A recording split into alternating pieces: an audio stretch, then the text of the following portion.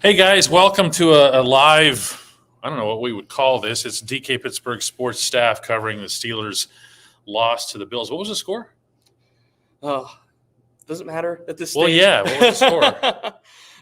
Steelers 31-17 Buffalo. Okay, Buffalo 31, Steelers 17 here. He's Corey Crisan, I'm Dejan Kovacevic, and that's the end of the NFL playoffs for the Steelers. Mm-hmm.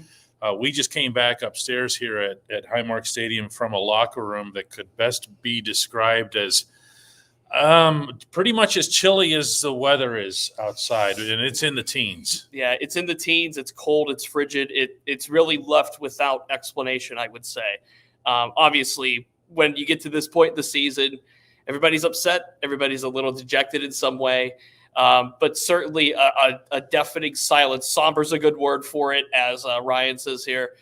It's all of those adjectives: somber, sad, obviously a little anger, I think, as well, to fight to where they got to, and then for it to end like this, just kind of at the drop of a hat. And that's really what this was about today. We're gonna have all kinds of coverage for you. We're not gonna we don't believe in the recap concept, where there's gonna be all kinds of stuff, analysis.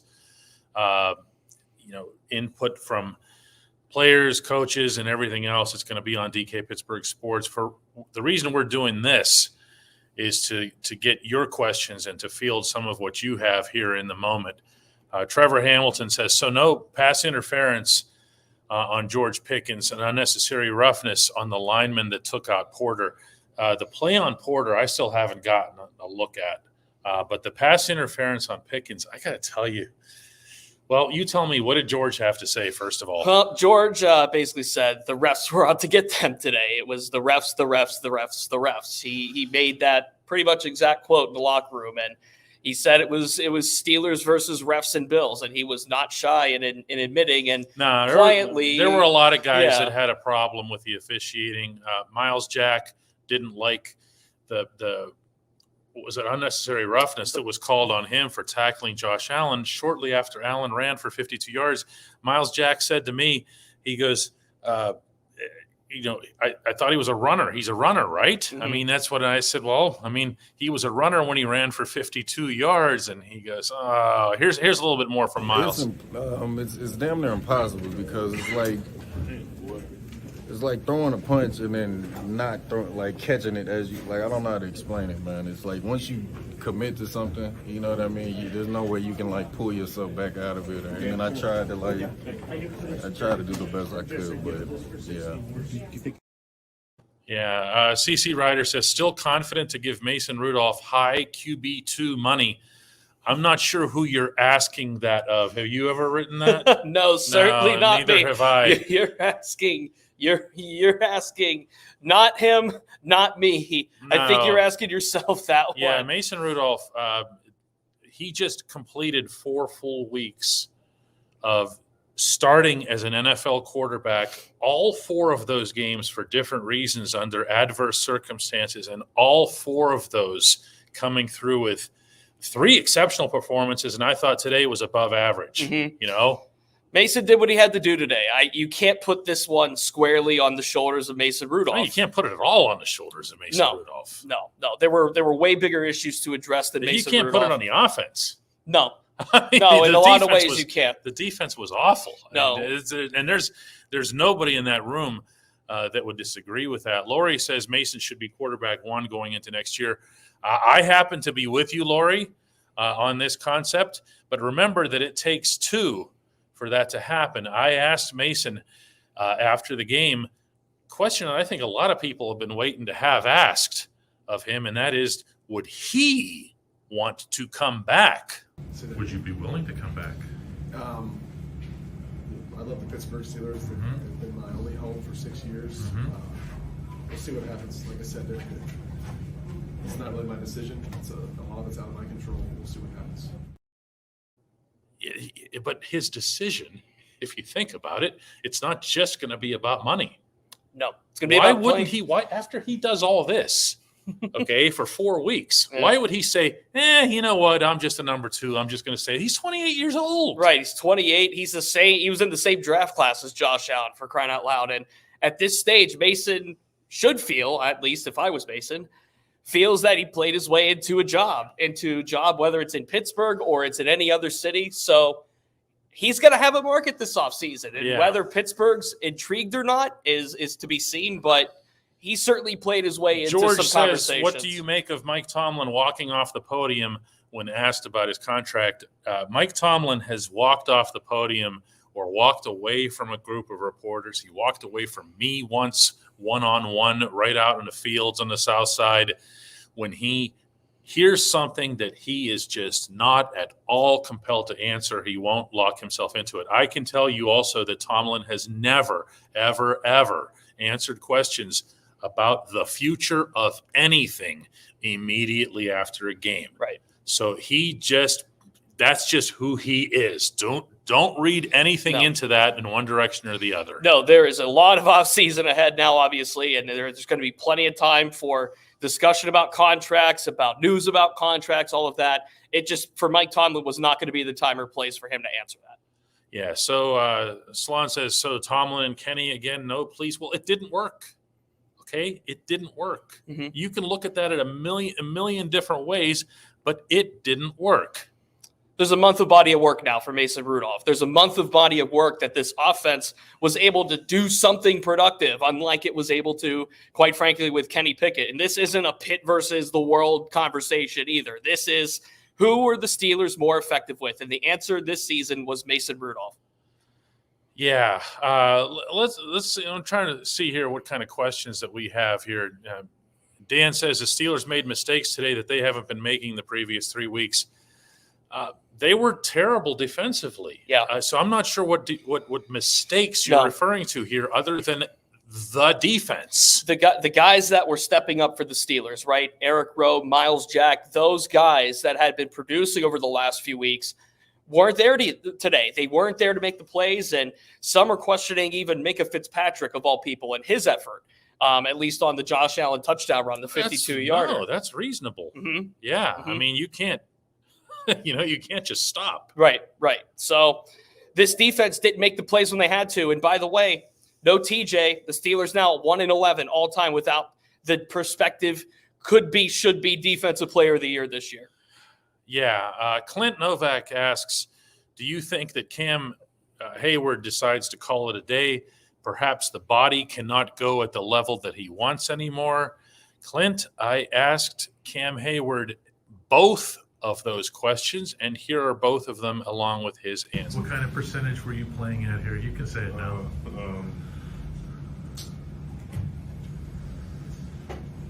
It's been a rough season. Okay. Do you expect to be back?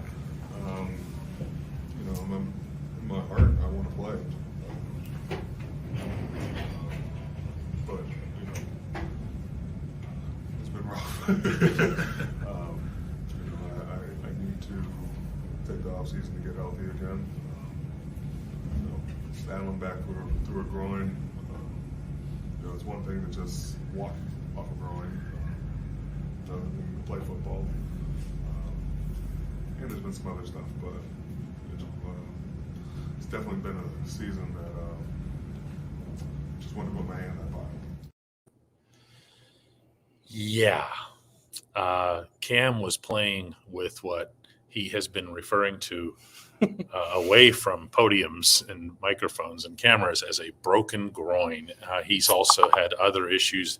They really brought him down, and he made that crystal clear in his answer there. Not the season Cam Heyward wanted to play, whether it was health or production or any of that. This is not the way I would say Cam would want to go out. I don't think this is the way that any of you that are watching or listening to this would also want to see Cam go out. So take that context for what you will and take his words there. And if you watch the video, the nonverbals associated with them and his expressions along with them, those I think tell a lot more of what you're asking about. Yeah, there's so many elements to this game specifically that would be worth dissecting, and yet at the same time, it's also the last game of the season, and it's the last locker room. Well, they'll have another thing later in the week, but it's not the same raw emotion and everything. Yeah. And, we're like Minka Fitzpatrick. You were in on him over there. I was with the offense, and Minka look to stop because Josh Allen did one of those Kenny slides. Yeah, the fake slide. Yeah. Yeah. So you tell me. What did Minka have to say about that? He was a little peckish on his answer, I think. And what I mean by that is he wasn't going to really go into detail and describe this. I think it's a play that he knows he should have made. It's a play that he knows that he makes, I would say, 9 times out of 10. This was the 10th. And, I can't say he was detailed about what happened because he really wasn't. And this was something of he knew what he did wrong. He knew exactly what he should have done. And he knows also that he didn't do what he should have. Put that in air quotes. It just, that's a play that Minka makes, and it seemed almost out of character in a way. And today just feels, and today's just one of those games. It feels like when you needed Minka the most, he just wasn't there for them. And that's a big thing about this defense and the way they were or were not able to stop Josh Allen. Jake Smith says we have a game and a half of Kenny operating without Matt Canada. He was playing very well before he got hurt. Here comes his hail to Pitt. Jake's going to throw at us now. I honestly, I don't hear from anybody ever who says, yes, Kenny, more Kenny, unless they're from Pitt. Like, seriously, I'm not even being a jerk here, okay? The Venn diagram is a perfect circle, okay? Mm-hmm. Have you? The only logic I could put behind going into this offseason with Kenny as the guy is looking at who the new offensive coordinator is. That's the only explanation I could put by this point, because as of right now, the proof is there with what Mason Rudolph was just able to do post Matt Canada, and I see proof in what Mason Rudolph has done. However, the front office still has the final say in that, and there's no indication as of right now that Kenny's going to be moved on from. This is going to be an ongoing thing as the offseason continues on, and again, into an offensive coordinator search. Sean Jameson says, is it time to move on from Mason Cole? Yes. Yes. Watch him snap the football. Yes. Mr. Hypno says, see, you think all these answers are going to be long. DK, this was the worst our offensive line has looked since Mason Rudolph took over at quarterback. Why do you think that was? I spent less time with the O-line than I usually do, only talked with 2 of them. They felt that in this game that, Buffalo's got a 4-man rush. Buffalo prefers to stay in a nickel defense unconditionally, and Buffalo beat them. Yep. I mean, when it came to the run, other than a couple of times that Jalen Warren squirted through, Buffalo beat them up front, and they held Naji to next to nothing, which didn't keep Naji from spouting off after the game as if he's running the team, but I digress. Well, what Naji had to say after the game, too, was he was essentially asked, hey, when Buffalo starts to sell on the run like that and they're stopping the run, what's your counterpunch? And to paraphrase what he said, it's keep running it. That's exactly what the Steelers did. That's what they tried to do. There were times where this man is sitting next to me in the press box going, here comes a glorious 2-yard run from Naji up the middle. Every first down, there it came. Every first down was a handoff to Naji. It was like it was a comedy routine. Today felt very formulaic to me as far as the offense was concerned. Even when they were trying to get back into it late, it still felt formulaic to me. We're getting into draft stuff. I don't want draft. Not yet. We got a long way to go before that. Yeah. There's one here I want to put up here from Francesco. Says, DK, what was with the lack of deep shots today? So conservative. I'm trying to think in my head here. Deep shots. Was there one? Like a true just go get it deep shot in this game? Not that I can think of. No. Not that I can think of, or a meaningful one at that really was just one that took the offense and you took that risk with it. I don't see any of that when you go back and look at it. Yeah, I don't know. I don't have that answer. I can tell you that there wasn't anything out here other than the cold, and there wasn't really that much talk about wind gusts or anything like that from the players. One thing I did hear them complaining about, and not making it as an excuse or anything, but because it was obviously would have affected both teams, was that the field was sticky. That there was something about the cold combining with whatever the moisture was in that artificial turf and everything else here. Richie's got a commentary on Pat Peterson. We're looking for questions, actual questions here. What's this one here? Let me see what this is here. Tube Dude says, why do we keep having issues guarding opponents' tight ends? It was so obvious Buffalo was going to use theirs. That's right. Yep. And yet at the same time, I guess starting with the head coach and working down to Terrell Austin and who knows what, there was Miles Jack one-on-one. Yeah. On the easiest tight end touchdown you'll ever see And in the NFL. there's Eric Rowe going this way and Minka going that way. And then you part that C and you get Miles Jack on Dalton Kincaid one-on-one. And that, I mean, this has been an ongoing issue for months now, not weeks, months. And this is when you lose Cole Holcomb and Quan Alexander and you have Landon Roberts banged up and you have Miles Jack and Michael Walker running with Dalton Kincaid and Dawson Knox. This is what happens. The Bills, I saw a stat, the Bills became the first playoff team to throw touchdowns, 2 touchdowns to different tight ends in the first quarter since a long time ago. And that's where they got their offense rolling, and then it just kept going from there. Me Like B says, just joined. Sorry if it's been asked already. It hasn't. What's to be made of the turnover-heavy first halves under Tomlin in the playoffs? Okay, you're not going to pull this off. This one I'm going to get animated on here. Uh-oh. He's stepping back. This team that lost out there today was the only team that lost out there today. If you're looking for patterns for things that carry back 7-8 years, somebody tried that with Cam actually afterward. Like, what's it like to have not won a playoff game? They don't think like that at all because it's just all different people, different plans, different everything. It's fair to find trends in, like, let's say, massive failure or whatever, the fact that they haven't won a playoff game in forever, okay? But this, you're not going to find it. Okay? I was almost going to tease your daily shot of Pirates for tomorrow, but I think we'll save that. But no, and Mike Tomlin even said it going into this game. He was doing it with Steelers.com, of course, Bob Labriola in his Q&A. And he talked about how he doesn't want this team to have the baggage of 2016, 2017, 2021 on it because they don't deserve – the players don't deserve to have that baggage. That's not theirs. That's Mike Tomlin's to take up, if anybody's. Nick Henlon says, is Mason Rudolph actually good, or did he just play bad/injured defenses? I think it was the latter, says Nick. Okay, I've been making the joke here that the only way anybody was going to accept Mason Rudolph's performance is if they resurrected the 1985 Bears or the 1976 Steelers and said, go get him, kid. He played against 4 opponents.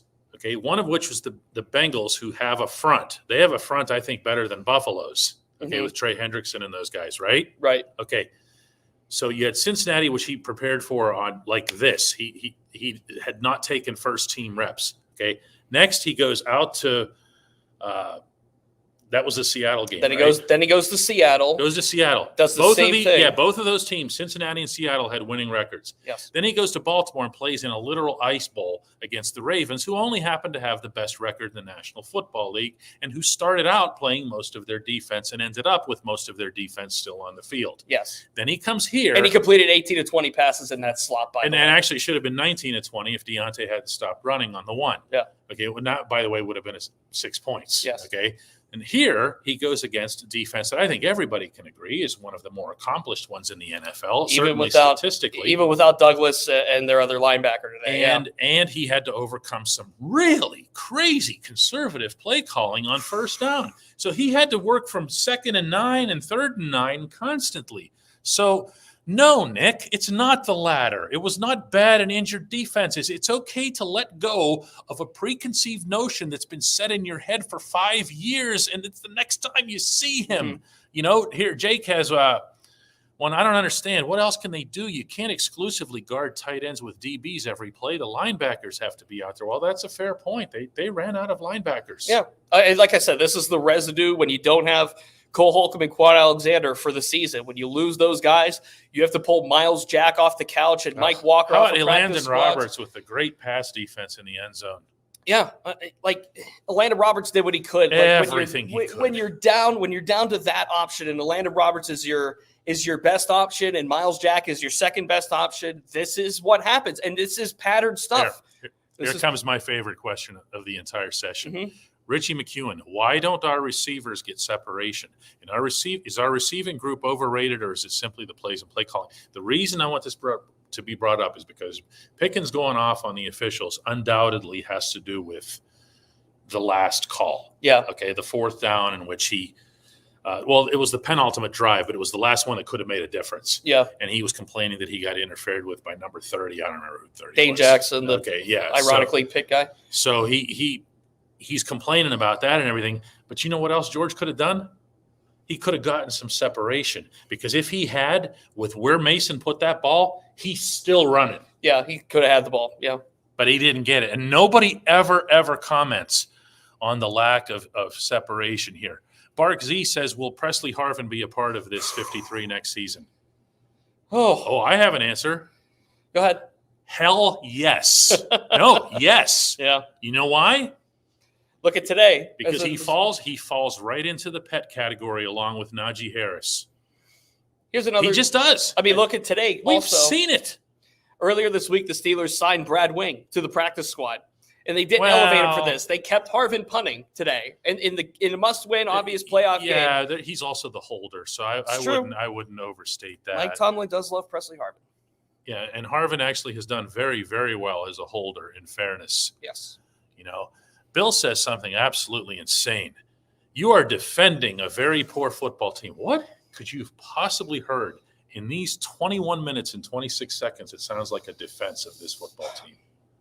The only defense I gave is that. No, really. Can you think of like even one thing? No, the only defense I gave was that, hey, this linebacking core is missing 2 starters. And that's, I think, a fair point to some That's things. not defending anything. But no, it's not defending. It's just making a point. So let's not forget this team played without who should be the defensive player of the year. Jay Mighty says, DK, do you think they need a true rebuild, like a bottom 10 team season? This isn't baseball, my man. There's no such thing in the NFL. You just constantly reload. That's the beauty of the salary cap. If you might be a Pirates fan thinking of something else that's completely different.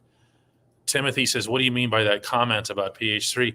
The coach has his favorites. He has his guys. He has his guys. His guys. That he learns to love them and believe in them and everything else. And you want to know who else is kind of one of them? God. Kenny. Okay, and he very much behaves like that related to Kenny. If you want to identify who these guys are. This team ended the season with a designated QB2 on the depth chart as their starter in a playoff game. That's clown shoes on the part of the head coach. Mm-hmm.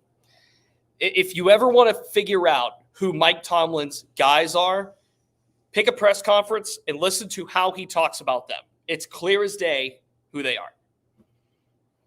Yeah, I mean, Edward, this game's not all that hard to analyze. They needed defense. They didn't get any. Yeah. They didn't get any. At the time they needed it the most against one of the best quarterbacks in the NFL. I know Josh Allen's turnover prone, but when he doesn't turn the ball over, this is what happens. Yeah, here's another one. How many snaps on defense did Nick Herbig have? I asked somebody downstairs just now, and I'm not going to share the name for this information, but I asked, what is, in the coach's perception, what is Nick Herbig's major malfunction? Mm-hmm. Okay. And I just couldn't get anything. Oh, they think he's a little bit small and whatever else, and it's like, come on, seriously? It's a lame excuse to have by this time All of the year the kid for a guy does who's is played well. explode toward the football. Yeah. And he cannot. I thought Marcus Golden had a terrific game. So I'm not going to, I don't think that, I said all along the TJ Watt thing wasn't going to be a big factor, and it wasn't. It's just, I just don't, I don't get it. Robert says here that Dan Moore is a Tomlin favorite. That is not accurate. That is not accurate. No. All that happened with that situation was that one settled in on the left side and Broderick Jones settled in on the right side. They weren't about to move Broderick twice in the same season. So don't overthink that one. Sebastian says, do you think Terrell Austin will be retained, or will the Steelers look for somebody else?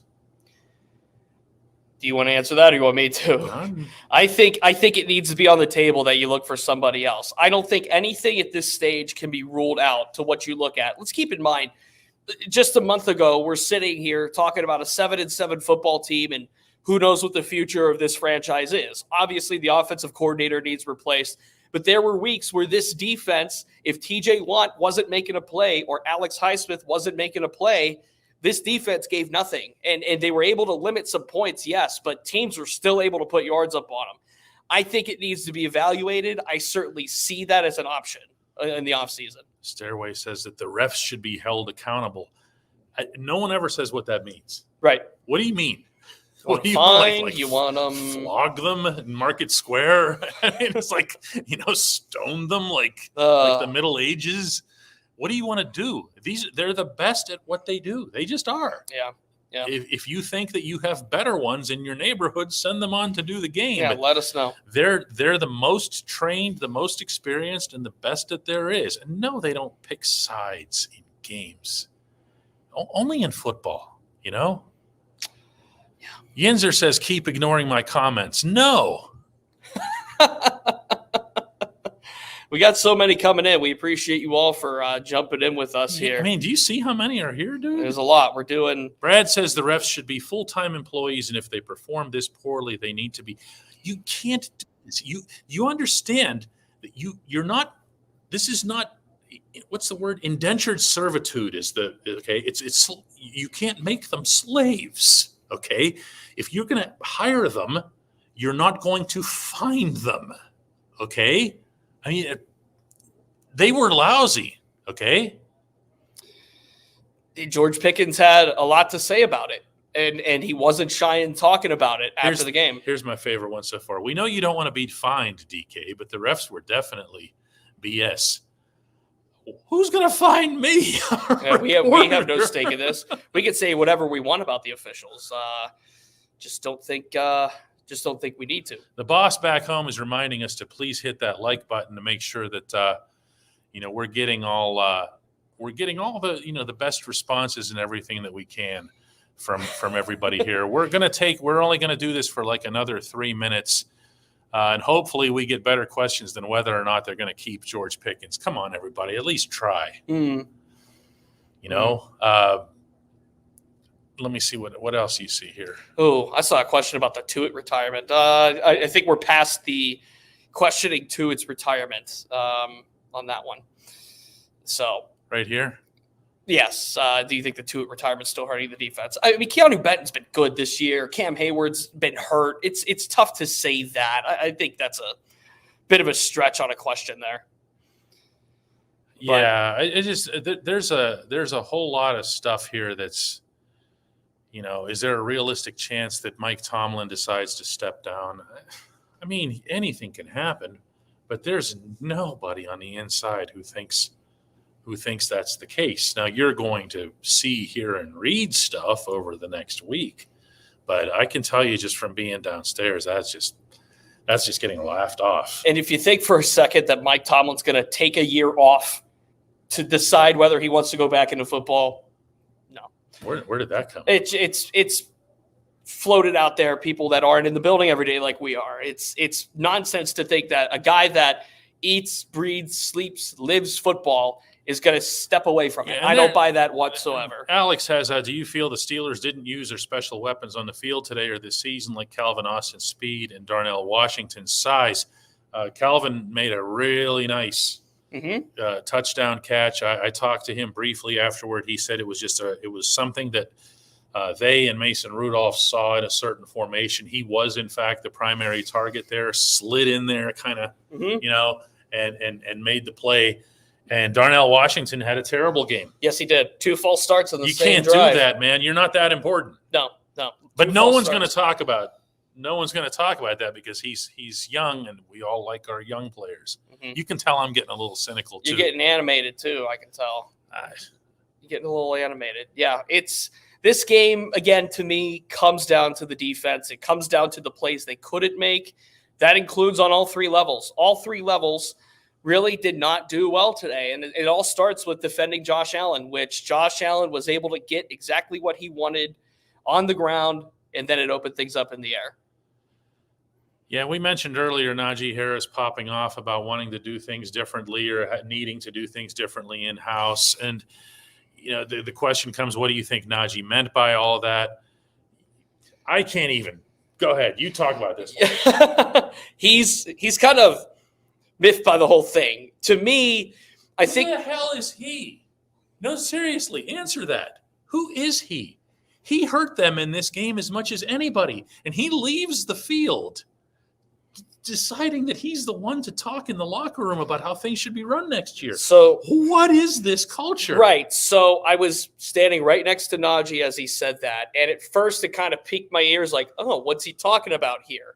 About how the in-house, the culture and the discipline need to change. He wasn't talking about. How about the 1 yard and no gains on first down needing to change? He wasn't talking about the changing of coaches and changing of personnel. That's not what he was referring to. Surprisingly. This came about what they do on a day-to-day, how they change that culture and those discipline type things, I should say, and apply them into practice and day-to-day stuff. And I'm not, it's such a wide comment to me. It's such a vague comment to me in a lot of ways. I think it's important, but I'm trying to still dissect and figure out what he said. Let's take a couple more here real quick. Tube Dude says, what's up with these defensive backs missing tackles? They're not very good at football. No. Okay, And Joey Porter Jr. is, and Joey Porter Jr. became a better tackler as the season went along. Yes. And of course, Minka did not have a good game, but Minka also made some exceptional tackles. What a strange night he had. There was a play I can recall. Allen got to the boundary, and he got the ball out to one of his running backs. It was either Johnson or Cook. And I saw Minka, just beeline, boom, straight line right to the flat to get that running back for about a 4-yard loss. And, those are the plays that Minka makes. And then the play like the Josh Allen run where he didn't make the play is where you kind of scratch your head, what's he doing there? What's he thinking? And it was a very uncharacteristic night for Minka in a game where they needed him most. Where is this one from Shay that I want to take? This is going to be our last one for the day here, because I'm actually going to kind of lose it too, because we're going to start getting cliches and everything else here coming in. Where's the one? Hey, we appreciate all of you watching and listening and coming in here live at postgame. I don't appreciate everybody. It's most everybody. He could say that. I'll say I appreciate you all. Yeah. Did Keanu Benton make much of an impact? I mean, Buffalo didn't run the ball. So I'd like to think that the D-line at least held up its end of it, but there was no pass rush, no closing on anything, Yeah. Shay asked, but I'm going to find it here. I swear. Well, I saw ASL says DK has his pets too. Guess what? I'm not the head coach, so it doesn't matter what I do or what I don't do.